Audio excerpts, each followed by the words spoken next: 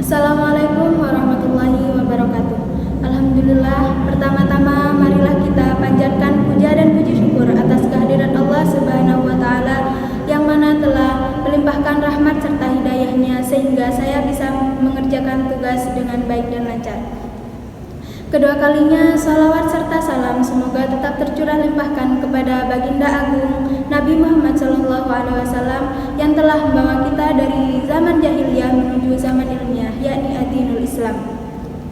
Baik, yang saya hormati dan yang saya takdimi pengasuh Pondok Pesantren Zainul Hasan Genggong, yakni Al-Mukarram Kiai Haji Muhammad Hasan Mutawakkil Alallah SHMM. Yang saya hormati Bapak Dr. Abdul Aziz Wahab BAMAG selaku Rektor Universitas Islam Zainul Hasan Genggong. Yang saya hormati Ibu Wahyu Lestari MPD selaku Dekan Fakultas Tadris Umum. Yang saya hormati Ibu Eka Rahayu MPD selaku Kaprodi Tadris Matematika. Yang saya hormati Bapak Dr. Hanifuddin Mahadun MAG dan Ibu Dr. Khairatul Irawati Mahmud MPDI selaku penemu metode Hanifida. Yang saya hormati Ibu Eka Rahayu MPD selaku dosen pengampu mata kuliah Psikologi Pendidikan dan Pembelajaran. Yang saya hormati dan yang saya cintai kedua orang tua yang telah mendoakan dan mensupport saya hingga sampai saat ini. Dan tak lupa pula teman-teman yang seperjuangan yang saya sayang. Baik, di sini saya akan menjelaskan materi memori. Memori maksudnya terdapat ingatan. Memori sendiri itu adalah ingatan yang menyimpan semua ingatan yang sudah terjadi dalam kehidupan sehari-hari pada kita. Di sini terbagi menjadi dua, short term memory sama long term memory. Short term memory sendiri ini adalah sering disebut dengan working memory. Short term memory ini adalah ingatan jangka pendek. Maksudnya gimana?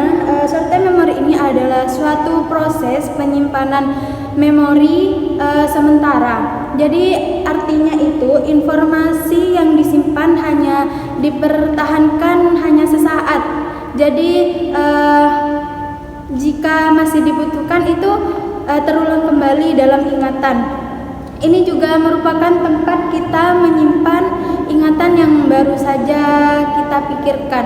Jadi semisal kita baru saja memikirkan apa yang ada dalam pikiran kita itu bisa teringat kembali. Tapi jika kita sudah tidak memikirkan hal itu, ingatan itu akan terbuang.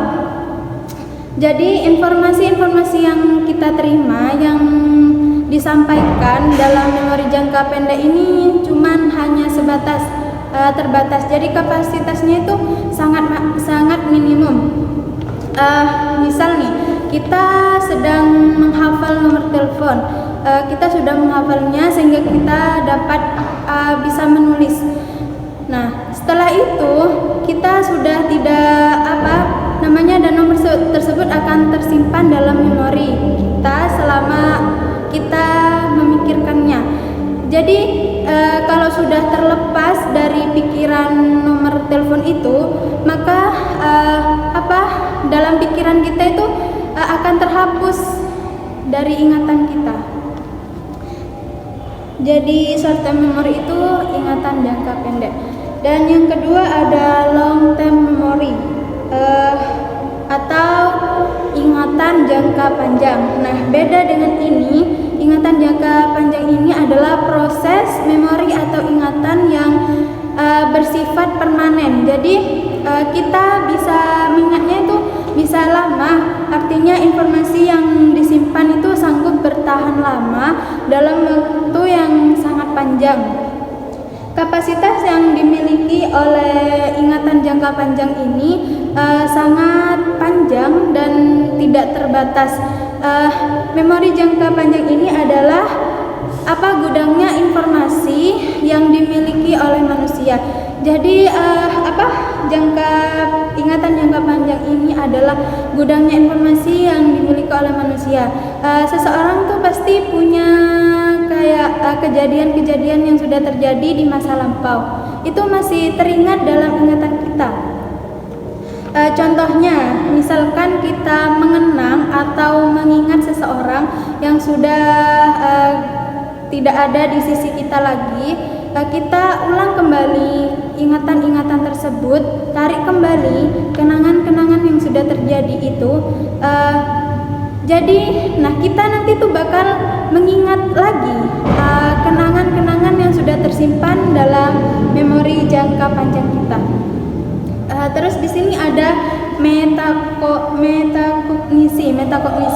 Metakognisi ini merupakan kesadaran seseorang tentang proses kognitifnya dan kemandiriannya untuk mencapai tujuan tertentu. Namun pengertian mengenai metakognisi ini terdapat banyak pemikiran-pemikiran yang lain. Tapi disimpulkan bahwa metakognisi ini ada dua hal penting yang perlu kita ketahui tentang metakognisi ini, yaitu kesadaran yang pertama tentang kesadaran tentang kognisi. Yang kedua itu kontrol atau pengaturan proses kognisi ketika belajar atau menyelesaikan masalah matematika, dan memastikan bahwa tujuan kognisi itu telah tercapai. Jadi sangat berhubungan. Nah, di sini juga terdapat faktor-faktor. Di sini terdapat faktor-faktor dalam memori ini adalah yang pertama ada faktor emosi, faktor fisik, faktor usia, dan faktor minat dan bakat. Maksudnya contoh dari faktor emosi ini, jika kita dalam hal ini seseorang akan mengingat dengan baik apabila memakai perasaan gitu.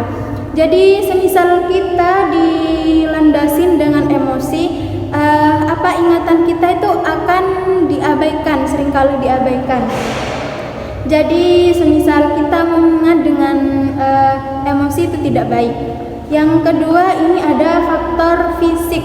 Maksudnya faktor fisik ini seperti kayak kelelahan, sakit atau kurang tidur itu dapat mengurangi daya kerja atau prestasi ingatan kita.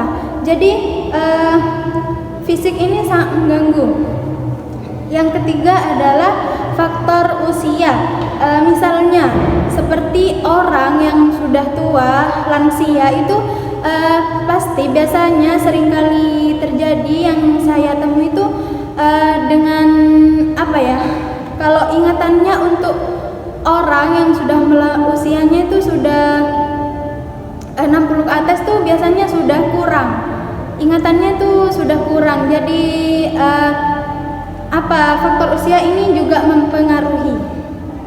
Yang terakhir adalah faktor minat dan bakat.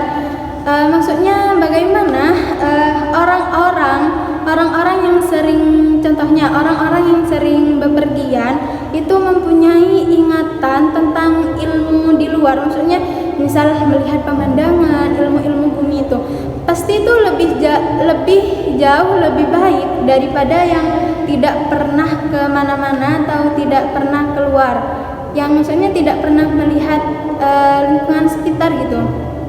Kalau menurut seorang psikolog itu minat dan motivasi ini berarti bagi konsentrasi energi kita pada sektor tertentu dalam kesadaran.